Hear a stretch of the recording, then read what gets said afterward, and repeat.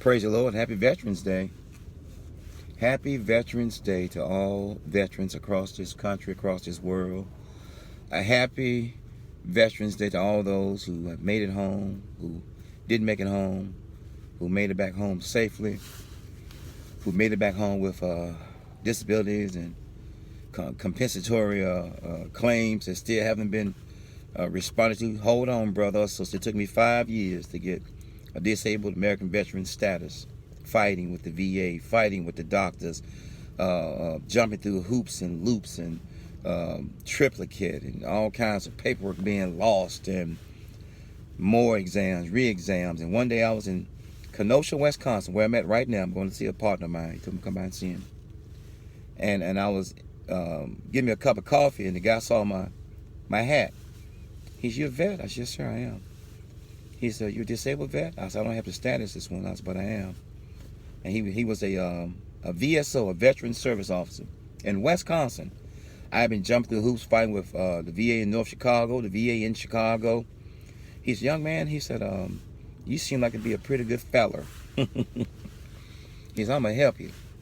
And I gave him my information, and we sat down and talked over a cup of coffee. And less than 90 days later, I went out to the mailbox one day. I was living on hope and wheat bread.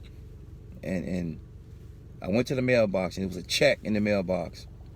And I thought it was one of those, fake, fictitious checks. You deposit it and they wipe out your account. Well, you wiped my account out at that time. It was, you just been practicing. Hence, I leave this alone. And I opened the envelope, and I saw it was a letter with it. And I was like, "Is this real?" So I called him and told him I received this check in the mail for this sum of money. He says, "All the back pay that the VA paid you from the time you filed your claim and fighting them going forward." And I tell you, man, I didn't know this man from Adam. Older Caucasian gentleman, beautiful man, about 6 feet 4 or 5, about 250 pounds, and just as kind-hearted, a gentle giant. And for him to help me and to see me in public as a stranger, and to reach out like that, and I tell you, to this day, I appreciate it. I'm not going to say his name out of respect, but I appreciate you, bro. I appreciate you, sir.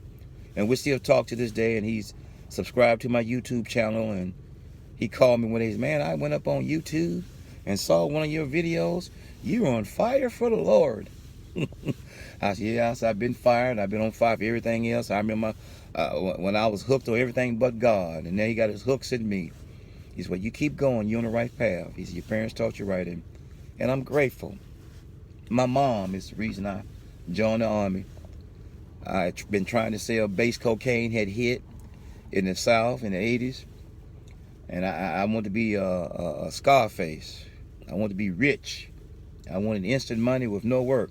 So I decided to become a street pharmaceutical specialist, a drug dealer. 13, 14, 15, 16, 17 years old, trying to sell drugs with me and my little friends. I'm so glad it didn't work out. And all I've been through with my mom and dad, all I put them through, probation officers, counselors, judges, jump outs, police, detectives, state, county, feds. I'm talking about as a teenager. And I was blessed to join the Army. My mama said to me in September of '84, she said, "You gonna die this summer or next summer?" I said, "Mom, what are you talking about?" She said, "I know what you're doing. I ain't stupid." She, "You gonna get yourself killed out there, and I want to make sure you put away nicely. Me and your dad have been talking. Are you gonna die this summer or next summer?" And it hit me so hard. So the next day I got up, woke up the next morning. I was 17.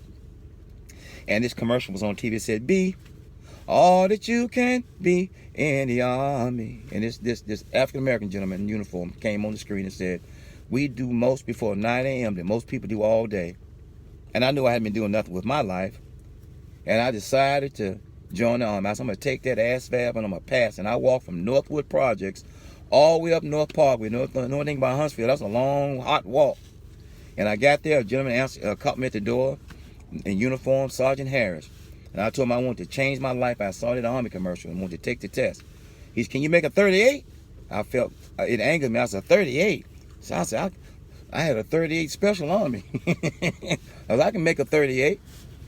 So I took the ASVAB and I scored a 121. And his eyes was this big when he came out of his office. And he said, man, I knew you could do it. I knew you could do it. And Marine Corps.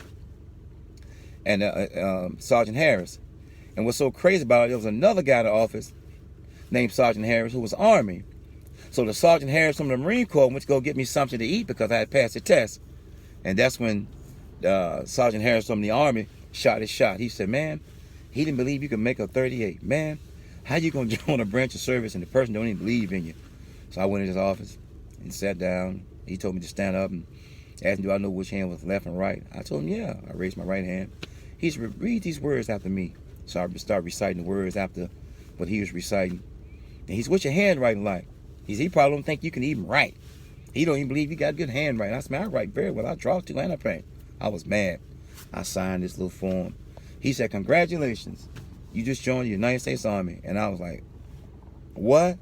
And so the sergeant from the Marine Corps came back in about that time. And Harris came in with the piece. The Sergeant Harris from the Army came with a pink paper saying, nah, nah, nah, nah, nah, nah. He said, damn it, Harris, you done stole my recruit. He said, no, he made a better decision. He joined the Army. And that's how I wound up in the Army, y'all. Sergeant Harris tricked me into signing the paper. My mom told me that, asked me when was I going to die, this summer or next summer. And I haven't looked back. And that was in September of 1984. My son is a veteran. His mom, my ex, is a veteran, Army. We met at the Pentagon, me and his mom. And I thank God for changing me, for saving me. I thank God for my son's mother and giving me the beautiful son that we have as I leave this alone. So be all you can be. Don't just be a damn fool. Don't just be racist and bigoted. Don't just be mad and angry and disrespectful and racist and bigoted. Don't just be filled with hot air. Don't just be a rough and tough and tumble guy or woman. Don't be hell on wheels, walking, riding, or whatever the case may be. Be all you can be. Change. If the person can help you be better, let them. If they can help you be better, allow them. As I leave this alone. But I'm grateful. Thank you, Father God, for saving me from myself. Thank you for the United States Army, the United States Navy. Thank you for the armed forces, Father. Onward, Christian soldier, marching as to war with the cross of Jesus going on before. I've been a soldier in the streets. I was a soldier in the United States Army, and I'm a soldier of the Lord. And I shall always be a soldier. I refuse to die. I refuse to quit. And I refuse to fall. And when I do fall, and should I fall while I'm down there, I'm going to pray to get back up. God bless everybody. I salute all my fellow veterans. I salute all my brothers and sisters in the Lord. I salute everyone. Keep trying. Go UFO. Get up, upward. Go forward, and go onward. Be all that you can be. Nobody can beat you at being you, man. So be yourself. Everybody else is taken. Peace. Love your mom and dad. Love you, Teray. Go Navy. Bravo Zulu. Go Army. Go Army, beat Navy. Peace.